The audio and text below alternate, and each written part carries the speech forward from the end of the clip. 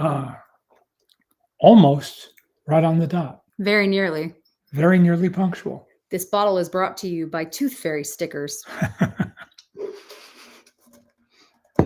Whatever works. Hi, Nell. Hello. Hi, Ryan. Hi, friends, as you join us. Hello, hello, hello. Always nice to hear from people we know, our people friends, we've come to know, our little friends, through this vehicle of communication. Hi, Ken. Hi, John. Hello, hello, hello. Hi, Eric. Greetings from the Windy City, dearest Maltins. Oi, how are things? How are things in the Windy City? Dare I ask? Can I ask? Is it a good time to ask that question? Maybe not. Maybe not. Yeah, maybe not. As I say, cousin Sarah has moved to Washington, D.C. and she was like, "It's a party." I'm like, oh, that's good. Please be safe. Oh my. Love you. Please be safe. Oh my. Yep. It's okay. We're all on fire. Don't worry about it. Don't worry about it. Something went wrong. Listen, Facebook, I don't have time for your crap. Let's see. My wife and I have discovered a almost nightly, weekends accepted, a game of watching all the late night hosts' monologues. Yeah. Hello from France. Well, hello to you in bonjour. France. Yeah, bonjour, exactly. Or bonsoir, actually. Yeah, that's right. Yeah, 8 hours ahead. Go on. You and I have been watching. Yes, and we become Seth Meyers fans. Yes. We like his, he and his writers' take on on the day's activities, as well as Jimmy Kimmel and Stephen Colbert. Oh, yeah. And once a week, Jon Stewart. Yeah. Oh, God. And boy, there's no shortage of material, is there? There's no shortage of fodder. Yeah. We don't talk politics because that's not. And we won't. It's not a thing that we need to do here. But good grief, Charlie Brown. What a time to be alive.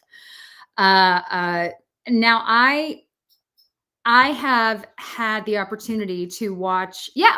Alan, we'll go into that actually. Alan says, just watch the Mark Wahlberg caper film Play Dirty. It was a lot of fun. You recommend it. My dad just had it at his class. And Shane Black. Was there, and Susan Downey. And Jules Daly, one of the other producers. Yeah. And Shane was great. Yeah. He was a great guest. At the end of the class, he said to my assembled 250 some students, he said, "I want to trade places with you." He says, "I'd love to be in your situation, your time and place right now, wide-eyed, full of excitement and anticipation for what is yet to come." He's not saying that he's jaded, because he's not. He doesn't behave that way. Yeah. But there's a lot. Yeah. There's a lot happening. But as it started, Shane Black was a not exactly a wunderkind, but he was he was the it boy. Yeah. It boy. That's a good one. For a time in the 70s and 80s when he set records. Yeah. For the prices he got for his screenplays. Yeah. He wrote Lethal Weapon and its first sequel. I don't think he did 3 and 4. Yeah. But Lethal Weapon was a very entertaining film, and it was a great foundation to build on. Yeah. He did The Last Boy Scout, which I didn't care for, but then he got 4. This is according to Wikipedia. $4 million for the script for The Long Kiss Goodnight, one with Gina Davis. Yeah. That her then husband. Yeah. Directed. Nobody's idea of a good movie. Neither a good idea nor a good movie. But he was a terrific guest the other night. Oh, man. When the film started, it's an action film where the plot is almost vaporous. You can't really. Who needs a plot, though? But the car action and explosions and and such, a runaway subway train. He now has, unlike the last time he made a movie of this sort, Kiss Kiss Bang Bang, 20 years ago, when he also came to my class with Susan. Yeah. Now there's CG. In my head, Shane Black is like 30. Yeah. Now he has CG to play with. Yeah. not just human stunt people, not just humans, non-humans, and a whole lot of them get credited at the end. I Yeah. mean, dozens and dozens and dozens of them. They've not been replaced, but they've been enhanced, augmented. Augment is not a bad word. Go with that. Yeah. Because that's why what? I was just going to, somebody said today is Larry Fine's birthday. I didn't send a card. I know. He's well. expecting you to call. Happy birthday, Larry Fine. Nyuk, nyuk, nyuk. I still, my mailbox still yields, I think every other month, an issue of the Three Stooges Chronicle, published by Gary Lassen, who also runs and built the Stoogium in Philadelphia, PA, in some obscure corner of Philadelphia, which is just as it indicates, a Three Stooges museum. And it is great. It is such fun. He has amassed an incredible collection of stuff. And he had a museum designer come in and say, don't put anything higher than this on a wall or lower than that. He said, screw that. So it is jam-packed. And the newsletter is a lot of fun. Yeah. You love all of, yeah. Yeah. Brings you joy. Brings you joy. It does. Yes, he did see One Battle After Another. Have you seen it in the VistaVision process? Yes, I did. Yeah. I saw it at Warner Brothers where they installed the projector. They said they'd struck 4 VistaVision prints. And if you don't know what VistaVision is, quick. It most closely resembles IMAX, except that it in a large rectangular frame, much larger than the 35 millimeter frame. Mm-hmm.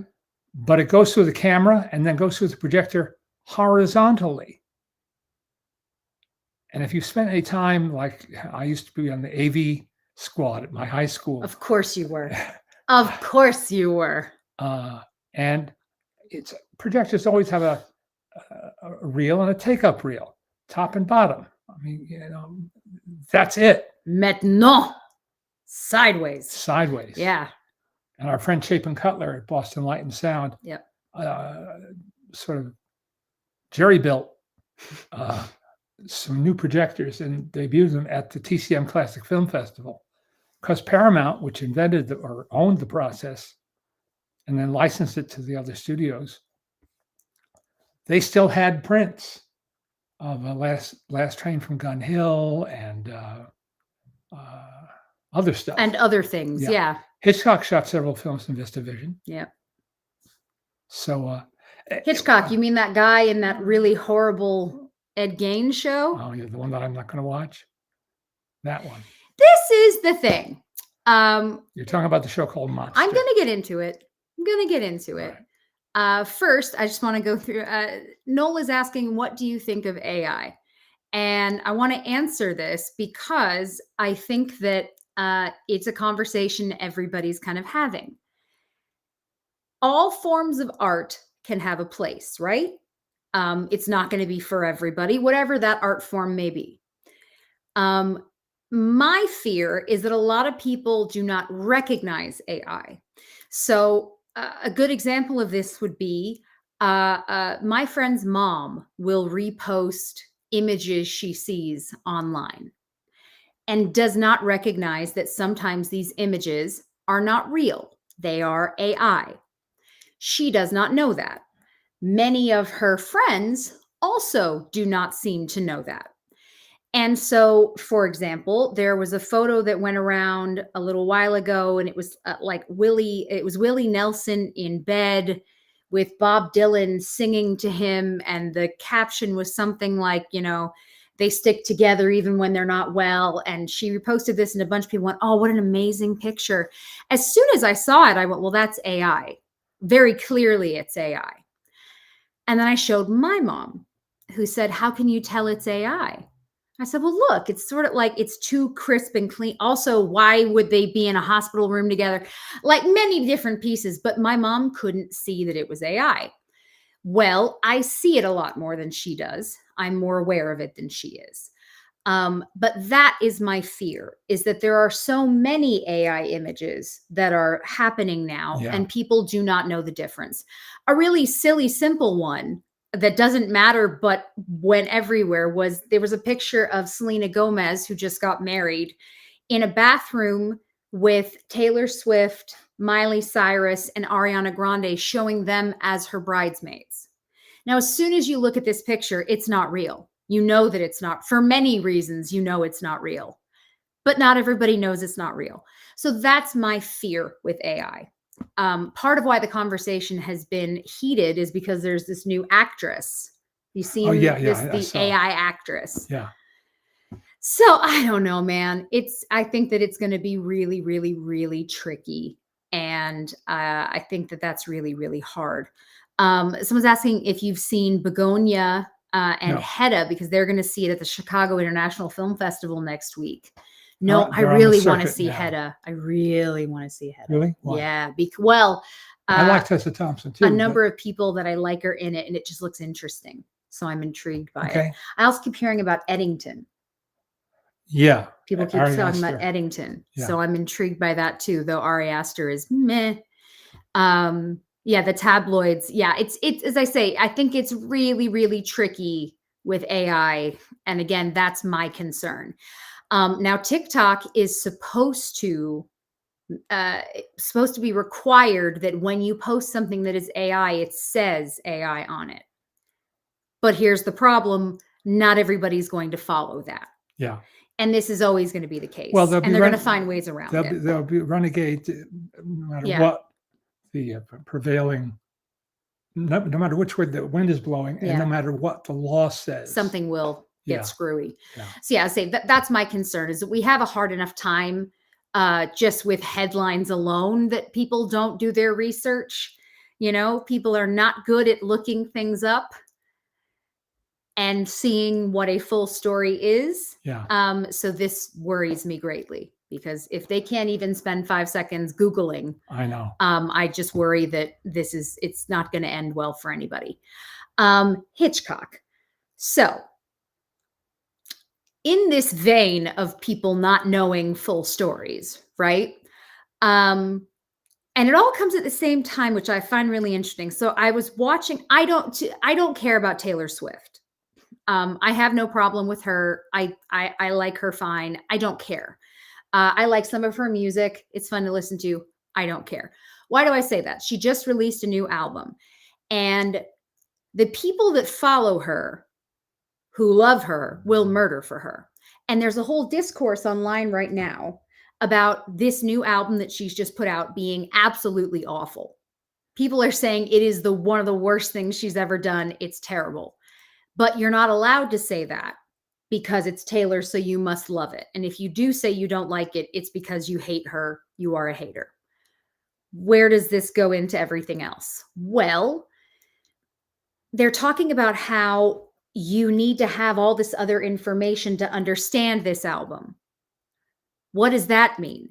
And again, I just watched a really interesting take, somebody talking about how, so wait a minute, you're saying that she puts out this album, but if I don't see this movie and this poetry book and this other thing, I don't understand the album. That doesn't make sense. Why are you requiring all of this effort to listen to an album? I don't want to take an entrance exam. Exactly.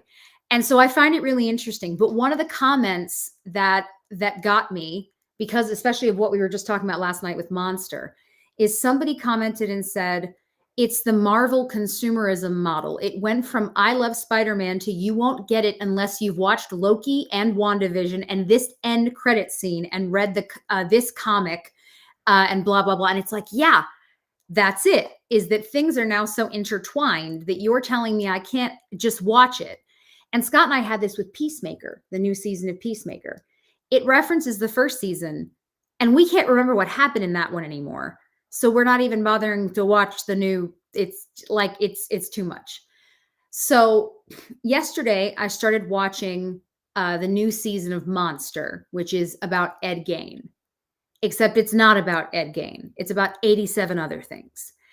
And I do not like, if I know, because my dad has taught me, A movie is not the place to get all of your information. Don't get your history from the movies. Do not get your history from the movies. He says it all even the time. Even the ones that say based on a true story, inspired by or real documentaries events. Even, because there's going to be pieces. So I start watching this. Well, I did not like the first season of Monster that they did about Jeffrey Dahmer. It was just too upsetting. I stopped watching. Second season they did was about the Menendez brothers. Didn't love it, was interesting, watched it. This season is supposed to be about Ed Gein, except suddenly it's also about Hitchcock, because Ed Gein is sort of what they base Psycho off of. And then it's about Anthony Perkins being gay.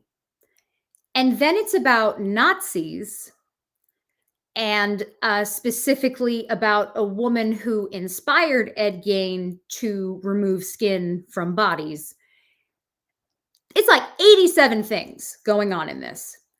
And my biggest frustration is the way that they're playing both Anthony Perkins and Alfred Hitchcock in this. It's like whoever wrote this really doesn't care about Hitchcock, really doesn't care about Anthony Perkins, and really doesn't care about throwing quite important information just out into the world and going, you'll be fine. You don't need to actually read anything. Yeah, yeah, thank you. Colin says, sounds like a Ryan Murphy joint, all right. Exactly, Colin. Yeah. If you saw this Hollywood miniseries. He just had a good time. It was a wish fulfillment version of Hollywood. Yeah. And there's nothing intrinsically wrong with that. But don't play it as fact. Don't play it, because this is where it gets tricky, is if you're going to use real people in your story, if you're going to use real people, that's a problem for me. Because the way that they're playing Hitchcock in this, and look, Hitchcock was not a saint by a long shot. He was not perfect, but this has him being like the creepiest human that's ever lived. And that he was really trying to mess with Anthony Perkins, among many other things, that he actively wanted his audience to become ill watching this movie, Psycho. And then they talk about Anthony Perkins being gay. This is another storyline. Why the hell does this need to be in the Ed Gein story? It doesn't. Not everybody knows that Anthony Perkins was gay. They don't know what he went through and how hard that was. He was married, and this is not a time when you could be that. And this just throws it in for fun. And I said to him, I was really angry. So not only is it disgusting, and is the Ed Gein part of it, they've completely exaggerated so many different pieces. And so they're not even being truthful to Ed Gein's story. Now you're throwing all of these other things in. And most people will not read or look into it. I mean, maybe if you're a film buff, you might, but the average consumer will not go, I wonder if this is real about Hitchcock. I wonder if this is real about Anthony Perkins. Yeah. You're suddenly just throwing really important information out for fun. I'm like, I have no knowledge of him or what he's like, but Osgood Perkins, Anthony Perkins, the late Anthony Perkins' son, is an emerging filmmaker. Well, he's an actor. He's been an actor forever. You might recognize him if you see him. Yeah. And he's named for his grandfather. Yeah. Who was a famous theater actor, stage actor, Osgood Perkins. And he's got a new film about to come out, actually. Yeah. And he's working mostly. He had one last year. It was a whole thing. Yeah. Chris says, Ryan Murphy gives me a headache. And yeah, Nick doesn't sound like he cares about fact-checking film history. He sure doesn't. I think this Murphy guy is a real psycho. Yeah. He wouldn't argue the point. He's giving his version. The way Quentin Tarantino did. Yeah. In Once Upon a Time in Hollywood, he chose a different ending. Yeah. Than real life. Yeah. And that's his prerogative as an artist. But it's also not being played as the real thing. Mm-hmm. And to me, that is the difference. And as I say, so the way that I feel right now is that, and this goes into AI and everything else, people are being given things and then told what to think about these things. We're watching stuff like, things are crazy enough. I don't need a series about Ed Gein that decides to go into Nazis and everything else. Like, nobody needs that in their life. I don't understand. I don't know why it chooses to go down this path, but it really deeply bothers me, as I say, because especially it was especially the part about, as I say, Anthony Perkins being gay and the way they treated this thing that they just threw into this series that has no reason to be there. Because again, I'm thinking about the human beings. I'm thinking about the human beings in this. And the fact that you just made this into a storyline like it's nothing. And so again, it's like, I don't understand how you think this is an acceptable way to do things. We've been watching, and I just finished the new series about the Guinness family. Of House of Guinness. House of Guinness. On Netflix. And it says in the opening, this is a fiction based on true story. It tells you that. And this show is not deep. You know, this is not like, it's not a deep cut where we really learn about no. So it's fine. You know, it's fine. It's a piece of entertainment. It's entertainment. You learn a little bit, whatever, but it's like, fine. But it plants ideas in your head. It plants thoughts and ideas that may or may not be true. That may be far from the truth. Yeah. But at least it says it. Yeah. That's how I feel. It's like, for me, when I watch a documentary, or even a film that's based on a situation, I love to then go look it up and see what the reality was, because it can be fascinating to look into, the real story behind something. And as we know, sometimes when they say based on, the only thing it's based on is like, there was a guy named Steve. That's the extent of what it was based on. Other times it may be closer to reality. Mm-hmm. But I get really upset at the idea that not everybody will look into things and not everybody will look deeper. And so if this is your first time as a younger person being introduced to Hitchcock, you're going to think he's about the creepiest human on the face of the planet. And you're going to think that he's awful, and that he, as I say, that he's not an artist. He is doing things to upset people. And I just don't understand that. What you got? Well, the other night, your mother and I were looking for something to watch. Yes. It happens. And we decided... Ken says, to Murphy, I quote Daffy Duck, "You're despicable." I agree with you, Ken. Go on. No, I haven't seen the new Mark Maron documentary. Yeah. And like you, I'm going to miss his podcasts. And if you haven't heard, if you're a fan or a browser who occasionally dips in, Judd Apatow, who is a real student of comedy, and who has a book coming out next month called Comedy Nerd,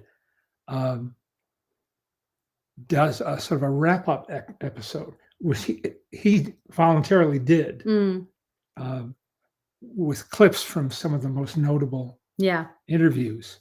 It's a really good episode. Awfully good. Judd Apatow is one smart guy, one smart cookie. Yeah. Anyway, we're looking for something to watch. So we watched something called The Luckiest Man in America, which I now find, thanks to the internet, has been in development for over 20 years. Jesus. And originally was going to be a Bill Murray movie. Oh. In 25 years ago. Oh. The year 2000. And it was announced. It was in one of the trades. The trades being Daily Variety and Hollywood Reporter. And then it just wasn't. And then it just wasn't. And then it appeared? Well, some years later, it appeared. It's based on a real story about a real guy who was on the game show Press Your Luck and had a freakish winning streak. That much I know is true. What would be considered freakish? Well, that he never lost. A lot. Yeah. Yes. And Paul Walter Hauser is perfectly cast. He's just the right guy to play this guy. And at the end, they show clips Yeah.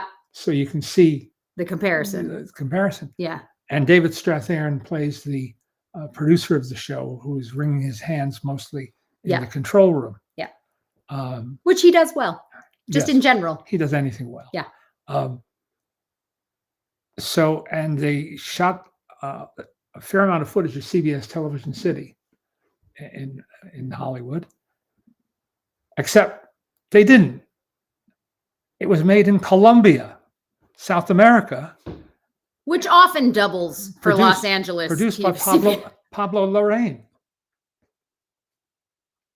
From a Bill Murray comedy, we get to this. Yeah, and it's and you didn't like it. I'm going to speed this up for you. They didn't like it. It's an odd film. Yeah. But so you found out that it was supposed to be made a really long time ago, didn't get made, and now here we are. And was at Toronto last year. Yeah. And you did not like it. No. And that's your story. No. You did not like this movie that you found. If you're really, really curious or a game show fanatic, you might find it of interest. Yeah. And if you're not, don't do it. We're not even going to bring some. There was an article in the Washington Post this week about the heading was something like, "We can't stop talking about one battle after another." Yeah. All of us here on the staff who've seen it. This didn't include their film critic, Ann Hornaday. It's just people just in general. Just in general. And so they all weighed in on that film. Yeah. And it's a film that I do recommend very highly. And it's a film you can talk about. There's a lot to talk about. There you go. Yes. Someone's mentioning that in the movie The Girl about Tippi Hedren and Hitchcock comes off pretty badly. Well, this is the thing. Again, Hitchcock did not treat especially his female leading ladies well. Some better than others. He wanted to get the shot. He wanted to make his film, and that is what he really cared about. Which is not new and not different from a hell of a lot of people, but not a terribly nice way to go about life. So no, it's not like that. As I say, my issue specifically is the way they're playing him here is just, it's like, as I say, in this Ed Gein, it's like he's an evil cartoon character as opposed to actually being a person. It's like it's too far, and it's just very, very strange. Anemone, we've not seen, just premiered in New York to scathing reviews. I did watch, there was an interesting interview so this is the return of Daniel Day-Lewis, right, after 7 years. Directed by his son. And he and his son were being interviewed together, and he actually had something really interesting to say about method acting. Because he said that he doesn't like the rap that method acting has gotten. He believes that it's because some people take it the wrong direction. He said method acting should not affect everybody else. That was his big complaint, is that he's doing this for him. And so if he's doing it in this way, you should not be Jared Leto pretending to be the Joker and sending dead rats to your co-stars, is essentially what he was saying. You don't need to do that. He's like, this is for me and this is how I work. And his son said that he likes that with his dad because he felt like it was very easy to get into the scenes. It didn't take a lot of prep ahead of time. They were all just ready to go. So I thought that was interesting. And hearing him talk about it, because he's not someone who talks about the craft a great deal. Right. So hearing him say, because he is one of the most famous method actors. He spent a night in jail. Slept in a cell. Wanted to know what it was like before he made it in the name of the Father. I like the one about, so when he was playing Abraham Lincoln, he had his dressing room turned into what would look like Lincoln's office. And apparently he doesn't come out of the voice. Like if he's doing an accent or whatever it is, he talks like that the whole time. And again, everybody's allowed to do what they want to do. But I agree that it's, as long as it's not bothersome to others. If your idea of method acting is that you have to make everyone around you miserable, probably not great. But if this is what, gives you the performance you want, fine. And he's given such great performances. Yeah. So you have to cut him a fair amount of slack. Yeah. In his methodology, because the results are so glorious. Yeah. Yeah. No, I mean, it is really interesting because you look at different moments. I also watched last night the Lost Bus. Oh, did you? Yeah. It's fine. This is the new movie with America Ferrera and Matthew McConaughey about a school bus during the Paradise Fires in Northern California. And which demolished Paradise. The town of Paradise. Gone. And I mean like gone. If you don't know anything about it, we're quite aware of it because it's here and it was only a few years ago. And I had a friend whose mom lost absolutely everything. So that was crazy. Right. And Ron Howard did a documentary about it. Late though. That my only problem with that doc is that it took a long time. And so by the time it came out, it wasn't really any new information. Mm-hmm. I watched it because there was a doc that came out a couple months after it happened that was a smaller one on Netflix. And it was horrible, but fantastic because the whole story is an absolute nightmare. Basically a whole bunch of really, really small streets, absolutely everything engulfed, people included. Someone is knocking on the door. It's going to be the guy to fix the fence, isn't it? Why don't you go? Perfect. I'll be right back. Real life intrudes. Yeah. Real life and very noisy dogs intrude on our space here. Supposedly private, personal space. Anyway, I have an approach avoidance problem to films like The Lost Bus, partly because I'm very scared of fire. It gives me the willies, to use an old-fashioned expression, which I like to do all the time. I'm not questioning the craft that went into the making of it or the writing of it, but I don't want to see it. I don't know that I want to be put through that emotional experience. And that's all I have to say about that. We're going to have some interesting. Oh, I guess I should take this opportunity to plug my new book, which is now actually a reality. It's a real book. See, I'm going to show it to this camera. I'm going to show it to this camera. And the book is called "Every Movie is a Miracle." A colloquy. Nice word, huh? Yeah. Colloquy between Leonard Maltin, that's me. That's you. And Nat Segaloff, that's an old friend of mine. That's not you. No. Your new book is very tall. Is it?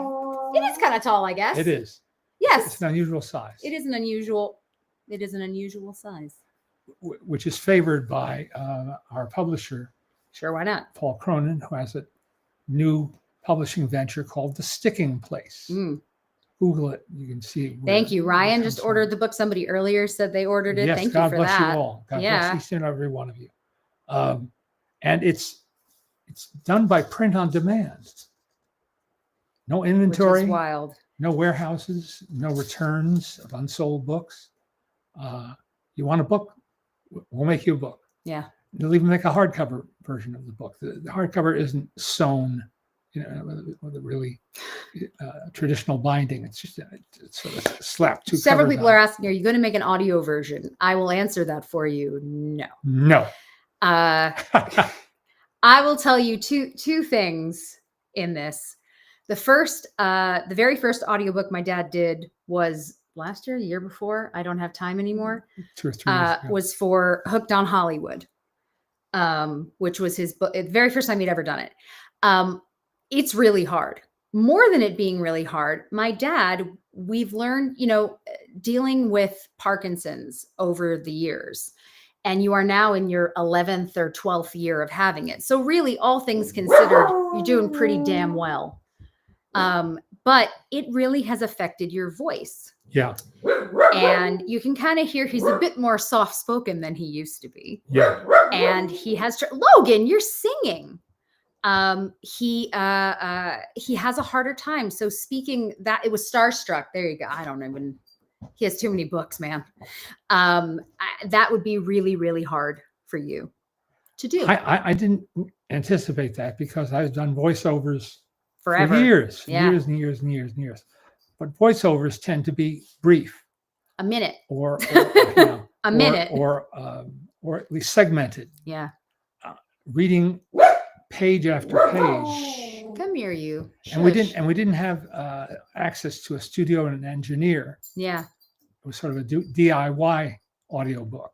Yeah, and this Y is not going to do it. I'm not eager to do it again. It was a lot. It was a whole lot. But I'm proud of you for doing it. I'm proud of you for getting it done. And now you never have to do it again. Yeah. Speaking of which, you are very slumped back. And I'm going to shove a pillow behind you. No slumping. No slumping around here. Jesse, would you consider recording for him? I think you would do great. Well, I think especially for this book, because it is a conversation, probably best read as a conversation. Something like that.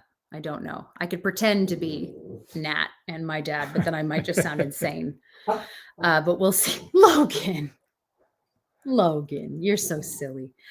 Yes, no, Logan is not soft-spoken today. Logan is full-on singing. He's our very first, what I call awoo dog. Logan does awoos, and we've never had a dog that awoos as much as he does. And he just, he's a talker. He's a talker of a puppy. I know. Come here. Come here. You just want to play. I get it. Logan.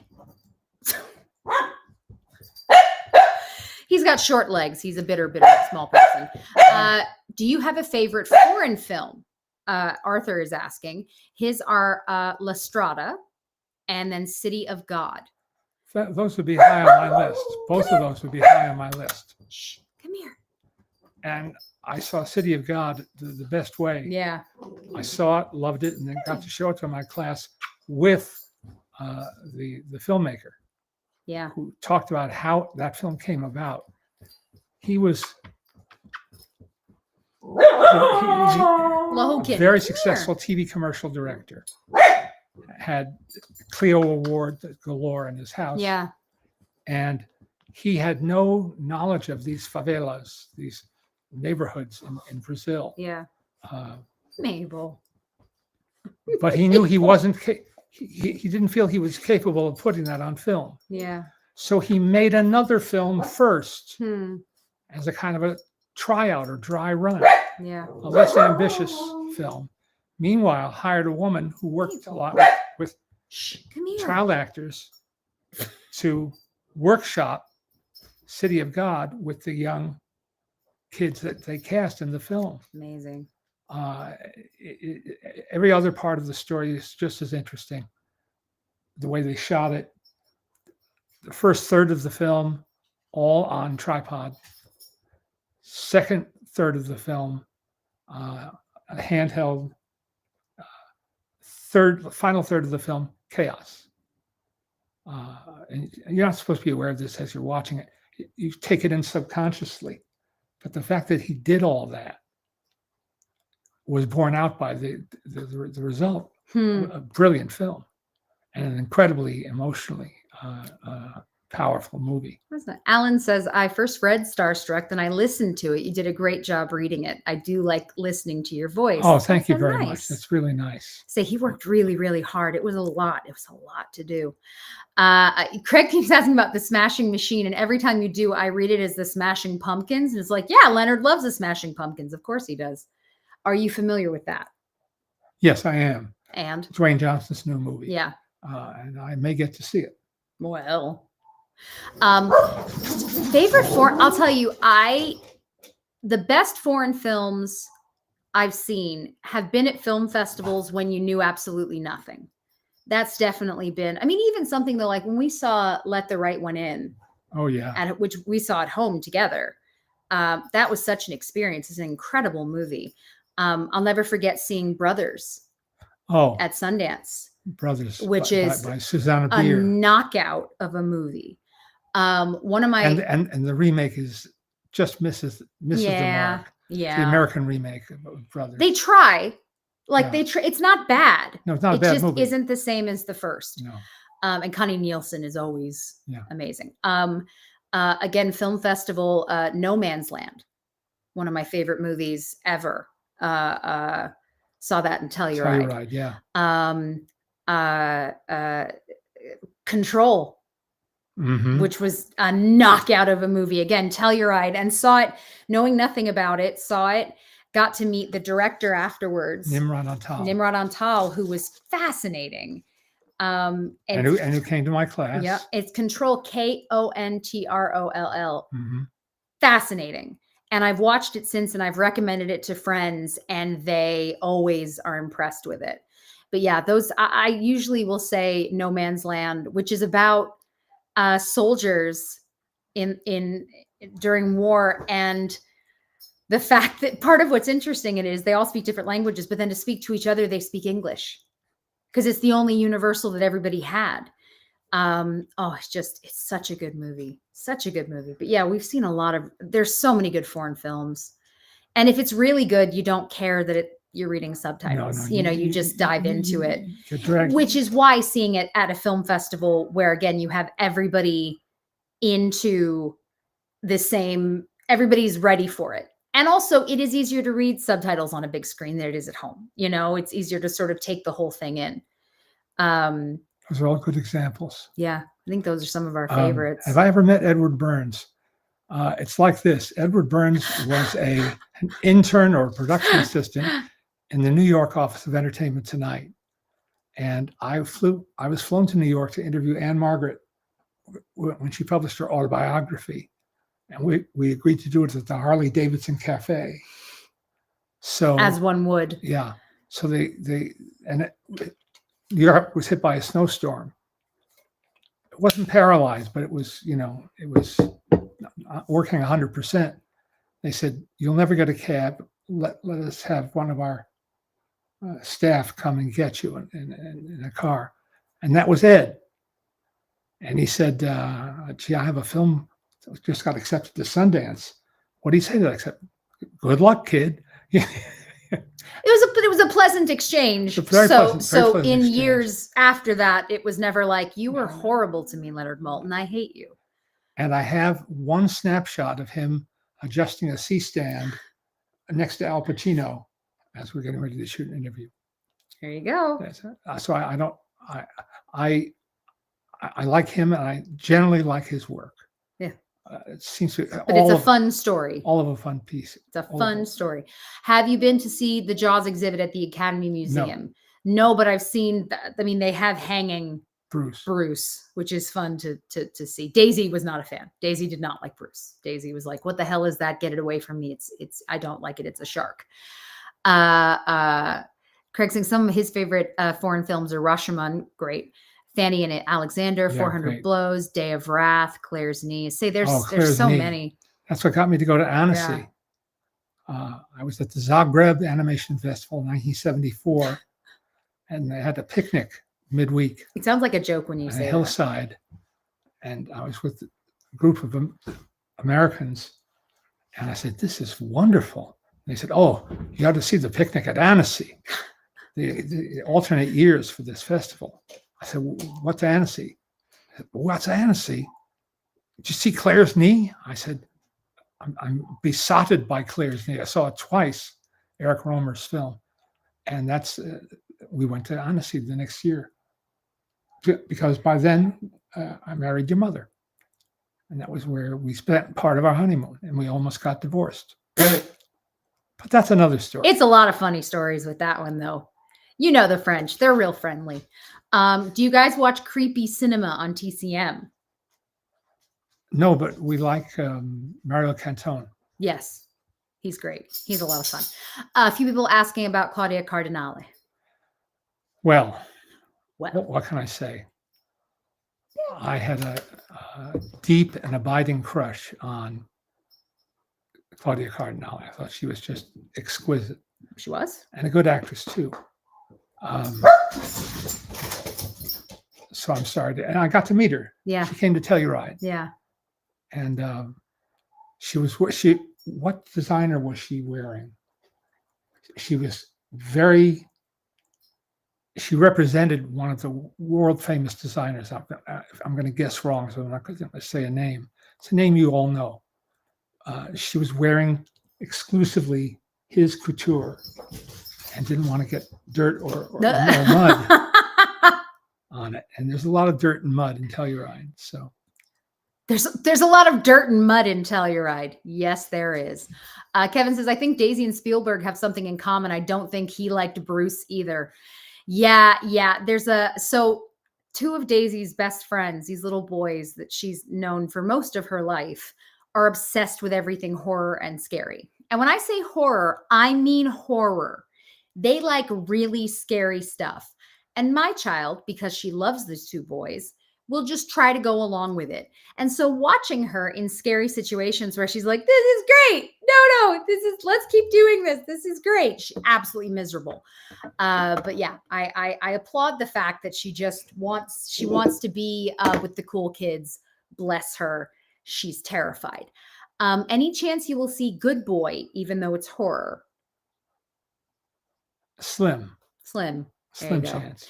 The only time you really end up seeing horror, because again, suspense and thriller are one thing. Yeah. Horror is another. We don't like being scared. I like suspense. I don't like horror. Yeah. I will watch horror if it's really good or if someone tells me to give it a try, if there's something they really like. But in general, I can just turn on the news. I don't need to go watch a horror movie. We're living in it. The last horror movie I actually saw was Babadook. Yeah, that Fantastic Fest. You did. This is one of the best. I went to take a nap. This is several years ago at Fantastic Fest in Austin. I was really tired. I went back to the hotel to take a nap. I wake up to the text, my dad saying, Edward, the filmmaker. Edgar British. Wright. Edgar Wright. There we are. Edgar Wright just told me I should come and see Babadook with him. So it's me, Kumail Nanjiani, and Jonah Ray and Edgar going to see this movie. And I was like, this is when I took a nap. That's fun. Yeah. This is when I took a nap. And I woke up to my dad being like, hey, I'm just going to go hang out with these three and see this movie. It's like, of all the never taking a nap ever again is the moral of that story. But for today's collectible roundup, that was fun the way it just sprang open. I don't, Alice and I, my wife and I, don't have a thing for collecting or acquiring pieces that belong to famous people. Yeah. There are people who do that, and that's fine. It's a legitimate thing to collect, and they turn up in auction houses all the time now. But there are always exceptions to the rule. Yeah. Like this was owned by so-and-so. Like this plate was owned by so-and-so. Don't really care. Except Alice's favorite actor is Ronald Colman. The late, great Ronald Colman. And his daughter, Judith, I think it was Judith, who wrote a very good biography of her dad, put his belongings up for auction maybe 20 years ago. And we got a set of barware. So it's a bit, I'm going to try and. It's not exactly a family crest, but. It's hard to see. Oh, it is very hard. See. I'm going to do like this if we do it. No, that doesn't help at all. Black would help. Give me the remote. Let's try that. That's not a remote. That's a remote. There you go. Because otherwise you really can't see it. Does that, that kind of helps. Better. There we go. It says RCC on it. RCC. Oh, yes. Without remote, very hard to see. Right. RCC. About a half dozen pieces. Yeah. That belong to Ronald Colman and Benita Coleman. And that's fun. I love when we find dual collectibles, which is to say collectibles from two different areas. Alice collects Royal British commemorative pieces, and I don't. And I like movie pieces. I like that, and I don't. Yeah. So, what are the odds of finding two of these? So this is made of metal, and it springs open. This says New York, 1939, New York, and it's the World's Fair. This is the year that my dad collects. The Trilon and Paris Fair, the symbols of the New York. This is his favorite. 1939-40 World's Fair. And this. And hooray to everyone making Jack Benny references to Benita and Ronald Colman. Right. We're on that team. It opens. And there was an invitation inside to an event honoring the visiting royalty who famously came here while storm clouds were brewing back home. Metal. Well, to find another one of these metal envelopes, so this one was actually used. So this says, is it Franklin D. Roosevelt? Why, correct. Why, correct. So this back bit says Franklin D. Roosevelt on it. That's who sent it. Yeah. And he sent it through the mail because there's a cancel stamp on it. Is it Carl Lemley? Carl Lemley Jr. Sorry, my fingers are covering it.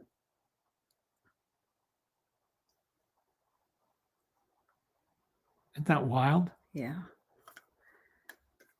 And then same on the inside for an invitation. And if you can see the stamp, which is still pretty much there. Pretty amazing. Now, again, what always blows my mind with these is obviously we know because this has a date. So this is from 1939. This is June 8th, 1939. And then this is 1939 as well. These look fantastic. Like you would never guess that they were as old as they are. And that's what I'm always amazed by, is that you'll look at things like this. Obviously, this one is more scratched up than the other, but still. Where did he live? You know, where did Carl live? Where did Junior live? He was known Beverly as Hills, 1851. Not sure. Oh, Benedict Canyon Drive. Right. There you go. Benedict Canyon Drive, Beverly Hills, California. That's nuts. Before the era of zip codes. Yeah. Can you imagine just putting, what do you put on the back? Just Franklin D. Roosevelt. You don't put the address in. You're not like, where should this go back to? Just to Franklin D. Roosevelt. The poor mailman, if he has to return it, he's like, hi, this is for Franklin D. Roosevelt. Does anybody have, no? Okay. Yeah. Say that's what blows my mind is the age of some of these things and just how beautifully they hold up. I can't get over that. It's really amazing. Somebody was asking how old you have to be to watch something like Jaws or The Exorcist, or are they only for adults? Well, see, but this to me is where you get into every person is different. Look, this is an adult allegedly who doesn't want to watch scary movies. So, you know, if I said, do you want to watch The Exorcist for fun tonight? The reaction would be, not again. Not again. There you go. It's the scariest movie I've ever seen. Yeah. So we wouldn't watch that. Scary, not in the jump scare way. No, it's like terrifying. Yeah. So we wouldn't watch that for funsies. You know, we wouldn't do that as an enjoyable activity as a family. But again, like one of Daisy's little best friends, Robin, who solidly could absolutely be a serial killer at some point. He loves all of this. Like he loves it and he likes scary stuff. So I think everybody's different. I was always very sensitive as a kid. My parents will tell you a lot. More than her peer group. I was sensitive to everything. I am a sensitive person when it comes to things like this. Like I don't like seeing people get hurt. I don't like it. That can be something like I don't like bullying. If I see bullying in a movie, it upsets me. You know. So yeah, I think it's every single person is different. This movie, the Lost Bus, just to go back 7 turns to that. It's good. It's well made. It's just the whole thing is upsetting. Yeah. And then it ends and you're like, oh, well, that was a terrible story. It ends and you go, oh, that was horrible. The end. You know, so I don't really know what its purpose was. This guy. This is a one-of-a-kind piece. It is a hand-carved. He always makes me laugh. It's a hand-carved figurine If you can't, hand carved and not well. Hand carved out of one block of wood would appear. Yes. By the great cartoon director turned live action director, Frank Tashlin. And he signed it. Patty. He signed it to Patty Lewis, Jerry Lewis's wife.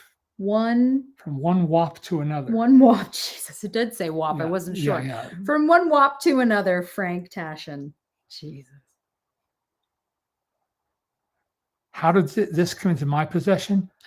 It was donated to David Guest, and I don't have time to tell you who he is if you don't know who he was. He's passed now. Yeah. One-time husband of Liza Minnelli. And who had was it Letterman? Yes. Went into a straight bar for the air conditioning. Yep. Oh, it's a good joke. Good joke. So that's Patty Lewis. Yeah. Donated that to a charity auction that David Guest was running. And now it is yours. Now it's mine. And this is special to me. My dad loves Jerry Lewis. He loves him. And I love Dean Martin and Jerry Lewis. And he has a lot of their memorabilia. So I had this brand of Scotch tape that I'd never seen before called Tuck Tape. And the last time I interviewed Jerry, which was at the now shuttered Paley Museum in Beverly Hills, I talked to him on the phone the day before just to talk about what we would discuss on stage. And I said, tell me, how did you and Dean come to endorse Tuck Tape? He said, he said, well, the man who ran Tuck Tape, he gave me his name, had muscular dystrophy. And Ken, that's where I'm heading with it. Why is it called Tuck Tape? Don't know. Okay.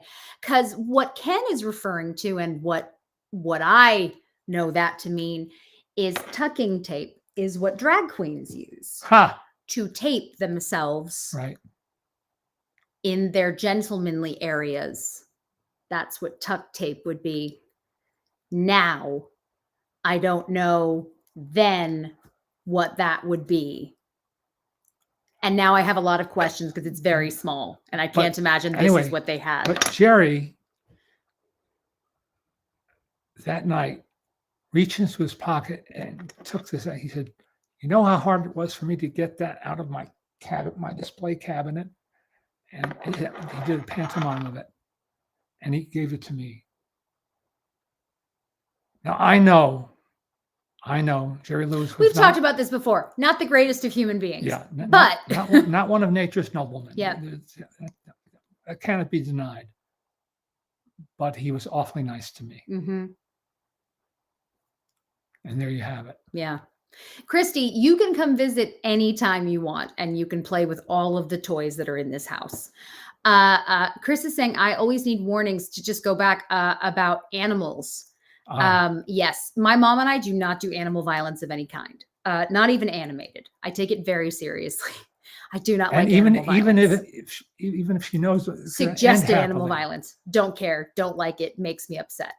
As I say, the world is hard, guys. The world is hard. I don't need anything upsetting. You know what I mean? I don't need to watch animals get hurt. Don't need it. I don't need to watch people hurt each other. Just don't need it.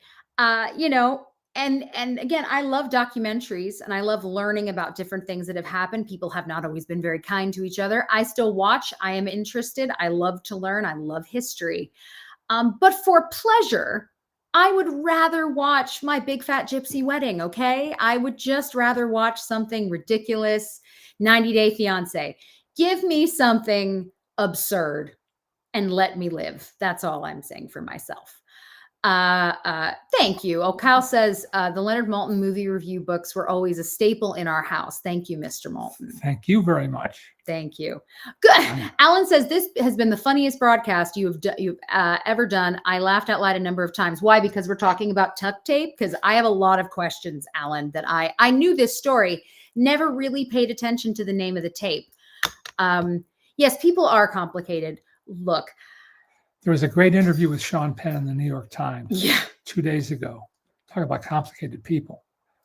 He'd be the first. Oh yeah, no. He knows he's not a squishy teddy bear. He's aware of this. But also, only ever been very nice to you. That's right. He's been nothing but nice. Yep. And he even posed for a picture with you. He did. That's true. Yeah, he's been every time I've met him, he's been very nice to me. Yes. I interviewed him many, many years ago at Santa Barbara. Yeah. That's when he smoked on stage. That was fun. That was fun. And as we were talking, a guy in the audience started up toward the stage. Here's the thing. There are some people, you just give them passes. Normally, you are not allowed to smoke when you are on the stage in Santa Barbara, where my dad does this tribute every single year. Not allowed. Sean Penn would only do the interview if he was allowed to smoke. So he smoked through the interview because they wanted him, and why not? At one point, it looked like he'd either run out of cigarettes or just wasn't smoking for a bit. Mind you, there are huge security guards placed around the theater. And when I say huge, I mean huge. Big dudes that I grew up knowing. The word burly comes to mind. The nicest people ever, but gigantic. At some point, this guy goes running down the aisle, leaps onto the stage where my dad is sitting with Sean Penn, and tries to give him some cigarettes. And Sean, my dad, I have to say, you remained very calm in this situation. Sean also remained very calm and was sort of like, no, thanks. Don't want your cigarettes, strange guy who just jumped on the stage. And then the security guards came and hauled him off. But he got up there quick and nobody stopped him. So it was an interesting night. And then you guys just continued on. Yeah. And then you just continued your conversation. When we finished, we got backstage. He said, "You were so cool out there." Yeah. I thought you were. I thought you were really cool out there. Yeah, it was very, very. Yeah. Sean Penn hasn't beaten up a paparazzi in years. He's mellowed a bit. Yeah, exactly. I think Sean Penn's the kind of person where if you're nice to him, he's nice to you, which is fair enough. And I think the paparazzi can set anybody off, because my favorite is there's a clip that always comes up of Tom Hanks where paparazzi pushed Rita really hard, his wife, and he turns around and he just starts cursing and is like, back up, I want no part of this. And I think anybody who had to deal with that all the time would probably not be very friendly after a while. Yeah. So yeah. Rob, what do you want to know about Casper? Is it just that it's the right time of year to watch Casper? We got to interview Devon Sawa, which thrilled me. And he was wonderful. He could not have been nicer. He's lovely. He's very active on social media and very sweet and talks about his kids all the time. Yes, Logan, I hear you. Yeah. We all hear you, Logan. We all hear you, Logan. But yeah, it's I love Casper. If you just like that movie, we can talk about that. I love Casper. It's a wonderful movie. You don't like it. You've never liked it. When's the last time you saw it? When it was new. Maybe we should watch it again. Maybe not. Maybe we should make you suffer through it. No. You might like it. It's been a while. You might like it. You don't know. That's how well that's going. Yeah. Come on, you guys. Just did he give it a bomb? Did you give it a bomb in the book? Yeah. You're a terrible person. How could you give that movie a bomb? It's a great film. Fool. And see, I can't change the book anymore. The book's gone. And I can't change the book anymore. I didn't like the original cartoons. Oh yeah? They're all the same. Yeah. They're all exactly the same. I didn't watch those. See, even Christy says, please, Leonard, give it another chance. I think we should watch it. I think we should watch it. We'll watch some of it. And you'll sit there. I want to watch some. And you'll tolerate it. You should. You never know. Ooh, Roger Ebert gave Casper 3 stars. Thanks, Craig. Jerry doesn't like the thing either. See, that makes sense that you and Jerry both wouldn't like it. You guys would both not like the same thing. That very much tracks. No, it is funny. Logan, it is funny. Something like that. So Casper, if you're of a certain age, you love Casper. Just as if you're of a certain age, we love, it's like Christina Ricci. Christina Ricci and Devon Sawa, both of them in that movie, you love both of them. You see Christina Ricci, you see Devon Sawa, your heart is happy because if you were a certain age, that's what they do to you. In the same way that, when we talk about Spin and Marty with my mother, she'll murder for Tim Considine, which I get. So we all have the people that have that effect on you. And I think that that's okay. Disney Plus has Something Wicked This Way Comes, and you love that one, Sean. Do you like that? I want to like it more than I did. You need to get more excited about Halloween. You are deep. Yeah, there you go. Thanks, Arthur. Want to watch Transylvania 65000 again? No. When's the last? Did you only see it the once? That's all it took. There you go. Yeah, Stephanie. Stephanie says, I also am printed on Casper, but that's what I mean, friend. We're the same age. Yeah. And it's a certain kind of a time. Well, yeah, that's Hocus Pocus. Hocus Pocus was too scary for me as a kid. I found it really, really, really frightening. You were 5. You were pretty young. Yeah. Now I like it. I like it a lot more. And obviously I can quote it because I think you have to. So yeah, no, there are things that you just, of a certain time, you just deeply, deeply love them. And it doesn't matter if they're good or not.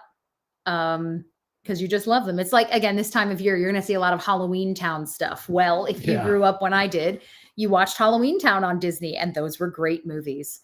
And it's how a lot of people know who Debbie, this is good. Razor? Nope. Alan? Nope. The famous Reynolds? one. Yep, that's the one. Debbie Reynolds. That's how a lot of young people know who she is. Oh, okay. Because she was in those movies. Which is fine, because at least they know who she is. Yeah. I'll take what I can get. I'm thinking about what the date is next week. We're here next week. Yep. All is well. We will be with you next week.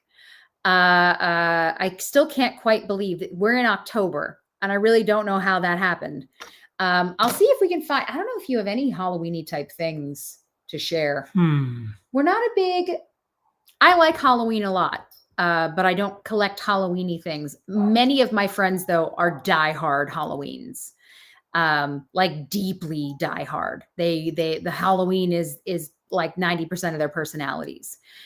So I think I just enjoy watching them go all out. But I don't think we have much in the way of Halloween things. No, I don't think so. I'm looking. I don't think so. I don't think we do. I have my Gravel. Maybe we'll share the creepy masks, because that would scare somebody. That would scare anybody. Yeah. I have my Dracula model kit. Oh yeah, that's true. Christy's saying, do you have any classic Universal monsters? Yes. Yeah. Yes. I like the Universal monsters. You have a fair amount. Yes, we like those because that's to me gothic horror. That's more suspense as well, though. Yeah. Because it's in your head. What's scary is not what you're seeing them do; it's what you're thinking about. That's frightening. The scene where Imhotep. Yeah.